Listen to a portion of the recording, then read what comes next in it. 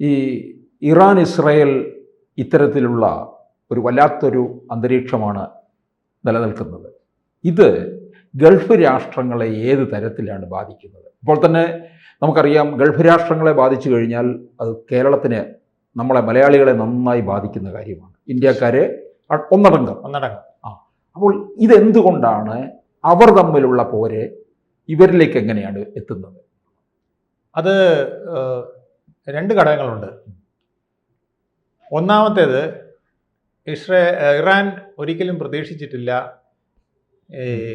Gulf രാഷ്ട്രങ്ങളിൽ നിന്ന് അമേരിക്കയ്ക്കോ ഇസ്രായേലിനോ ഒരു സപ്പോർട്ടീവായിട്ടുള്ള stand കിട്ടുമെന്നത്.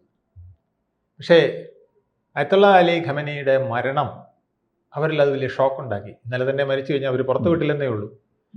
അതിൽ ഒരു പങ്ക് ഈ ഇസ്ലാമിക രാഷ്ട്രങ്ങൾക്കുണ്ട് എന്നവർ വിശ്വസിക്കുന്നു.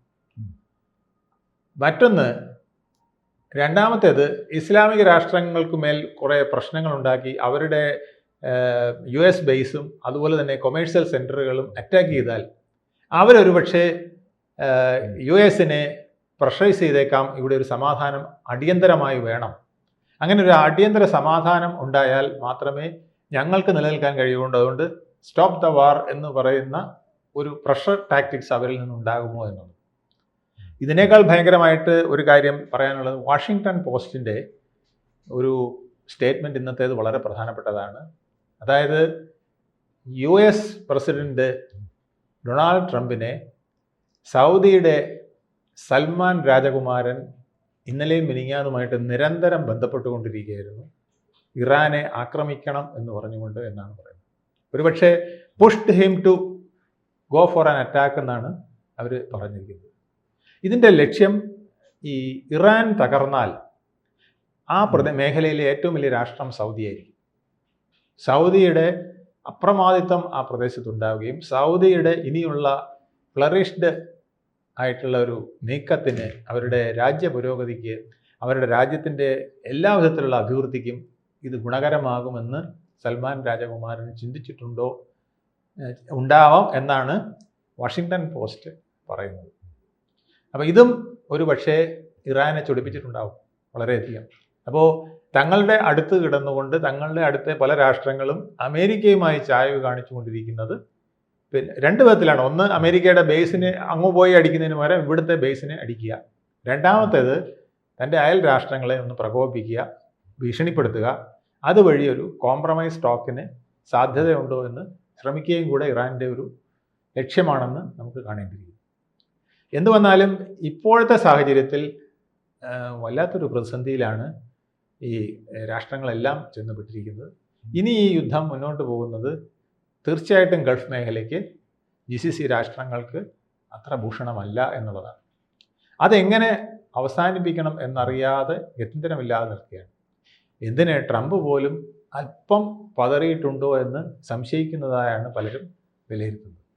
കാരണം ഇനിയുള്ള നീക്കം എത്രയും പെട്ടെന്ന് ആ രാഷ്ട്രത്തിലൊരു റെജീം മാറ്റം, ഒരു ഭരണമാറ്റം ഉണ്ടാക്കുക ഇറാനിൽ എന്നുള്ളതാണ്.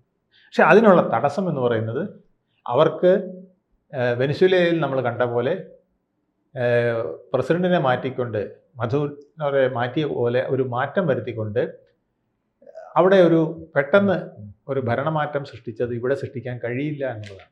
ഈ ഹൈറാർക്കി നിലനിൽക്കുമ്പോൾ, ആർമിയുടെയും ആത്മീയത നേതാവിൻ്റെയും ഹൈറാർക്കികൾ ഇങ്ങനെ നിൽക്കുമ്പോൾ അതത്ര എളുപ്പമല്ല എന്നുള്ളതാണ്. പക്ഷേ അവർക്ക് പറ്റുന്ന ഇൻസ്റ്റിങ്ക്റ്റുകളെല്ലാം അവരിടുന്നുണ്ട്. ഇപ്പോൾ അയത്തുള്ള അലി ഖമനിയുടെ മരണത്തിൽ പ്രതിഷേധിച്ചുകൊണ്ട് US-ൻ്റെ ഈ നടപടിയെ പ്രതിഷേധിച്ചുകൊണ്ട് വലിയ പ്രകടനങ്ങൾ ഇറാനിൽ നടക്കുകയാണ്. പക്ഷേ ഒരു ഭാഗത്ത് ഭരണമാറ്റത്തിനുമുള്ള പ്രകടനങ്ങൾ നടക്കുന്നു എന്നുള്ളത്, ഇപ്പം ലേറ്റസ്റ്റ് ആയിട്ട് ആരംഭിച്ചിരിക്കുന്നു എന്നുള്ളത് അമേരിക്കയുടെയും ഇറാൻ്റെയും ഏജൻസികൾ അവിടെ ഉണ്ടെന്നും അവർ നിരന്തരം ഇവരെ പ്രോത്സാഹിപ്പിക്കുന്നുണ്ടെന്നുള്ളതിൻ്റെയും ഒരു സൂചനയാണ്. ഈ പിന്നെ ഗൾഫ് രാഷ്ട്രങ്ങളിലൊക്കെ US-ൻ്റെ താവളങ്ങളുണ്ട്. അതുകൊണ്ടാണ് ഒരുപക്ഷെ ഇറാൻ അങ്ങോട്ടേക്ക് അറ്റാക്ക് ചെയ്യുന്നത്. പിന്നെ വേറൊന്ന്, US നിരന്തരം പറഞ്ഞുകൊണ്ടിരുന്നത് ഈ ഗൾഫ് രാഷ്ട്രങ്ങൾക്ക് ഒരിടത്തും ഞങ്ങളുടെ പ്രൊട്ടക്ഷനിലെടുത്തോളം കാലം ഒന്നും സംഭവിക്കില്ലെന്നാണ്. പക്ഷെ ആ ഒരു പിന്നെ ഓഫറിനെ, ആ ഒരു വാഗ്ദാനത്തെ തകർക്കാനും കൂടെ ഇറാൻ ഇപ്പോൾ കഴിഞ്ഞു എന്നുള്ളതാണ്. അവരവിടെ ഗോൾഡൻ ഡോമും അയൺ ഡോമും ഒക്കെ വെച്ച് സുരക്ഷിതമായി അമേരിക്കയും ഇസ്രായേലും ഒക്കെ ഇരിക്കുന്നെങ്കിലും ഗൾഫ് രാഷ്ട്രങ്ങൾക്ക് അത്തരം ഒരു സുരക്ഷ അവിടെ ലഭിക്കുന്നില്ല എന്നുള്ളതാണ്. അത് പലപ്പോഴും ഇറാൻ്റെ മിസൈലുകൾ ഉദ്ദേശിച്ച സ്ഥലത്ത് തന്നെ പതിക്കുന്നു എന്ന് നമ്മൾ കാണേണ്ടതാണ്. ബുർജ് ഖലീഫയിലടക്കം അത്തരത്തിൽ അതുപോലെ പ്രധാനപ്പെട്ട പോർട്ടുകൾ, എയർപോർട്ട്, ഇങ്ങനെയുള്ള താവളങ്ങളിലെല്ലാം, അത് ഖത്തറിലായാലും ഒമാനിലായാലും കുവൈറ്റിലായാലും ഈവൻ സൗദിയിൽ പോലും ഇത്തരം അറ്റാക്കിലേക്കാണ് അവർ ശ്രമിച്ചുകൊണ്ടിരിക്കുന്നത് നമുക്ക് കാണാൻ കഴിയും.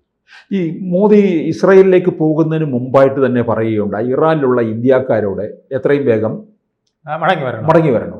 ഇതൊക്കെ കൂട്ടിച്ചേർത്ത് വായിക്കേണ്ട കാര്യങ്ങളായിട്ട് തോന്നി. ഇറാനിൽ ഒരു യുദ്ധത്തിനുള്ള കരുക്കൾ നീങ്ങുന്നുണ്ട് എന്നുള്ളത് കരുതിയിരുന്നു. പക്ഷേ അത് അവസാന നിമിഷം എല്ലാ വഴികളും അടഞ്ഞാൽ എന്നുള്ള രീതിയിലേക്കാണ് പോയിരുന്നത്. പക്ഷേ അത് ഈ റംസാൻ മാസത്തിൽ ഉണ്ടാകുമെന്നുള്ളതും ആരും അത്ര പ്രതീക്ഷിച്ചില്ല എന്നുള്ളതാണ്. റംസാൻ മാസത്തിൽ ഒരു ഷിയ വിഭാഗത്തിൻ്റെയൊക്കെ ഒരു ആത്മീയ നേതാവിനെ വധിക്കുന്നു എന്ന് പറയുന്നത് ഒരു പക്ഷേ ലോകത്തെ ഷിയ സമൂഹത്തിന് തന്നെ പല വിധത്തിലും പ്രക്ഷോഭം ഉണ്ടാക്കാൻ ഇടയാക്കുന്നതാണ്. ഇന്ത്യയിലെ പല ഭാഗങ്ങളിലും ഇപ്പം പലരും പ്രൊട്ടക്ഷനുമായിട്ട് ഇറങ്ങിയിരിക്കുന്നു. ശ്രീനഗറിലും കർണാടകയിലും ഒക്കെ. പാകിസ്ഥാനിൽ കനത്ത പ്രക്ഷോഭങ്ങൾ നടക്കുന്നു.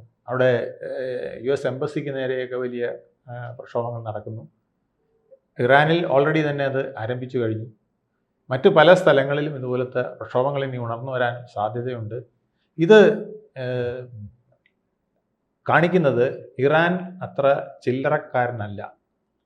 നമ്മുടെ ഏതാണ്ട് ഇന്ത്യയുടെ പകുതി, ഒരു സൗത്ത് ഇന്ത്യയുടെ വലിപ്പത്തിൽ കൂടുതലുള്ള ഒരു രാഷ്ട്രമാണ് ഇറാൻ. ആ രാഷ്ട്രത്തിൽ 9 കോടി ജനങ്ങളുണ്ട്. അവിടെ ഒരു Islamic network top to bottom അവിടെ നിലനിർത്തിയിട്ടുണ്ട്. നമ്മൾ ഈ കേഡർ സംവിധാനം എന്നൊക്കെ പറയുന്നില്ലേ, അതുപോലത്തെ ഒരു ഇസ്ലാമിക് കേഡർ സംവിധാനം അവിടെ പഞ്ചായത്ത് തലം വരെ ഉണ്ട് എന്നുള്ളതാണ്. അവിടെ പ്രസിഡന്റ് മുതൽ പഞ്ചായത്തിലെ ഭാരവാഹികൾ വരെ തിരഞ്ഞെടുക്കുന്നതിൽ ഈ ക്ലർജിക്ക് വലിയ റോളുണ്ട്. അയത്തുള്ള അലി ഖമനി അതിനൊക്കെ വളരെ നിയന്ത്രണങ്ങൾ പാലിച്ചുകൊണ്ട് ഓരോ സ്ഥലത്തും ശ്രദ്ധിച്ച് ചെയ്തുകൊണ്ടിരുന്ന ആളാണ്. അദ്ദേഹം അധികാരത്തിൽ വന്നപ്പോൾ അങ്ങനെ 82 അദ്ദേഹത്തിൻ്റെ ആദ്യ കാലഘട്ടത്തെ പ്രവർത്തനങ്ങളിൽ അങ്ങനെ ഒരു കോൺഫിഡൻസ് ഇല്ലായിരുന്നെങ്കിലും പിന്നീട് അദ്ദേഹം ആ രാഷ്ട്രത്തിനെ ഭംഗിയായിട്ട് ചിട്ടപ്പെടുത്തി എടുത്തു എന്നുള്ളതാണ് പ്രത്യേകത. ഒറ്റ കുഴപ്പമേ ഉള്ളൂ, അദ്ദേഹം തീവ്രവാദത്തെ പ്രൊമോട്ട് ചെയ്തിരുന്നു. ഹമാസ്, ഹിസ്ബുള്ള, ഹൂതികൾ, ഇതെല്ലാം സിറിയ, ലെബനൻ, ഇതെല്ലാം ഇറാന്റെ സന്തതികളാക്കി അവർ വളർത്തിവിട്ടതായിരുന്നല്ലോ. ഇവരുമായിട്ടുള്ള പോരാട്ട സമയത്ത് സംരക്ഷിച്ചുകൊണ്ടുവരുന്നത് സാമ്പത്തികമായും കായികമായും ആയുധപരമായും ഒക്കെ സംരക്ഷിച്ചിട്ടുണ്ട്. ഇതാണ് അമേരിക്കയും ഇസ്രായേലിനെയും ഏറ്റവും കൂടുതൽ ശത്രുവാക്കാനുള്ള കാരണം. അല്ലാതെ അവരുടെ രാഷ്ട്രത്തിൽ എന്തെങ്കിലും ചെയ്തുകൊണ്ട് മാത്രം പോയിരുന്നെങ്കിൽ അത്തരം ഒരു പ്രക്ഷോഭം, അത്തരം ഒരു അറ്റാക്കിന് കാരണം വരില്ലായിരുന്നു എന്നുള്ളതാണ്. പിന്നെ അങ്ങനെയുള്ളൊരു രാഷ്ട്രത്തിന് അണുബോംബ് കൈക്കിട്ടിയാൽ എന്താവും? അത് ഇസ്രായേലിനെ ഭയപ്പെടുത്തിയിരുന്നു. ഒറ്റ അണുബോംബ് മതിയല്ലോ ഇസ്രായേലിനെ തകർക്കാൻ. ഇസ്രായേൽ എന്ന് പറഞ്ഞാൽ, ഇറാൻ എന്ന് പറഞ്ഞാൽ ഇന്ത്യയുടെ ഏതാണ്ട് പകുതി അടുക്കപ്പിച്ച് വരുന്നതാണെന്ന് പറഞ്ഞാൽ, ഇസ്രായേൽ എന്ന് പറയുന്നത് ഒരു മണിപ്പൂരിൻ്റെ അത്രയും വലിപ്പം കൊച്ചു രാഷ്ട്രമാണ്. അപ്പോൾ അത് രണ്ടും തമ്മിൽ ഉള്ള ഒരു ഭയത്തിൻ്റെ പ്രശ്നവുമുണ്ട്. അതും കൂടെ ഒരു പ്രധാനപ്പെട്ട കാരണമായിട്ടുണ്ട്. എന്തായാലും ഈ യുദ്ധം എത്രയും പെട്ടെന്ന് അവസാനിച്ചില്ലെങ്കിൽ ഗൾഫ് മേഖലയിൽ വലിയ പ്രതിസന്ധി ഉണ്ടാകും. കേരളത്തെ നന്നായിട്ട് കേരളത്തിലെ ഏറ്റവും കൂടുതൽ ബാധിക്കും. അതിനേക്കാൾ ഉപരി ഈ ഹോർമസ് കടലടുക്ക് അടക്കമുള്ളവ അടച്ചാൽ ഒരു ട്രാഫിക് ജാം ഇന്ത്യയിൽ ലോകത്ത് സൃഷ്ടിക്കാൻ തന്നെ കഴിയും. അത് എണ്ണ അടക്കമുള്ളവയുടെ ട്രാൻസാക്ഷൻസിന് ബുദ്ധിമുട്ടുണ്ടാക്കും. ഒരുപക്ഷെ എണ്ണവില വളരെയധികം ഉയരാം, സ്വർണ്ണവില ഉയരാം. അതിൻ്റെ ഫലമായി ലോകത്തെ മറ്റെല്ലാത്തിൻ്റെയും വില ഉയരാം. ഇത് വിലക്കയറ്റമടക്കമുള്ള നിരവധി പ്രശ്നങ്ങൾ ലോകത്തുണ്ടാക്കാം. അതൊപ്പം തന്നെ ലോക സമാധാനത്തിനും ഭീഷണിയാവാം. US പഠിക്കേണ്ട ഒരു കാര്യമായിരുന്നു. പിന്നെ ഇറാഖിൽ വാർ നടത്തി അവരെന്ത് നേടി? ശവപ്പെട്ടി കണക്കിന് ആൾക്കാരെ, US പട്ടാളക്കാരെ അവിടെ എത്തിക്കാനാണ് അവർക്ക് കഴിഞ്ഞത്. അതിൻ്റെ ക്ഷീണം അവർക്കിപ്പോഴും മാറിയിട്ടില്ല.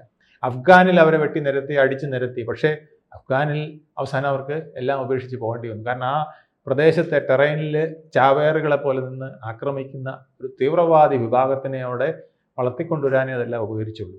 ഇതൊക്കെ പാഠമാക്കാതെ ട്രംപ് എടുത്തു ചാടിയതാണോ ഇപ്പം നടത്തിയതെന്ന് US കോൺഗ്രസ്സിലെ പലരും പോലും അവരുടെ അനുമതിയില്ലാതെ നടത്തിയ ഈ നടപടികൾക്ക് ചോദ്യചിഹ്നവുമായിട്ട് അമേരിക്കയിലടക്കം വന്നിട്ടുണ്ട് എന്നുള്ളത് പ്രശ്നത്തിൻ്റെ ഗുരുതരാവസ്ഥ, ലോകത്തിൻ്റെ ഒരു വലിയ പ്രശ്നം നമ്മുടെ മുമ്പിൽ ചൂണ്ടിക്കാണിക്കുന്നു. കൂടുതൽ വാർത്തകളും വിശേഷങ്ങളും നിങ്ങളിലേക്ക് എത്താൻ ABC മലയാളം സബ്സ്ക്രൈബ് ചെയ്യുക, ബെൽ ബട്ടണും അമർത്തുക.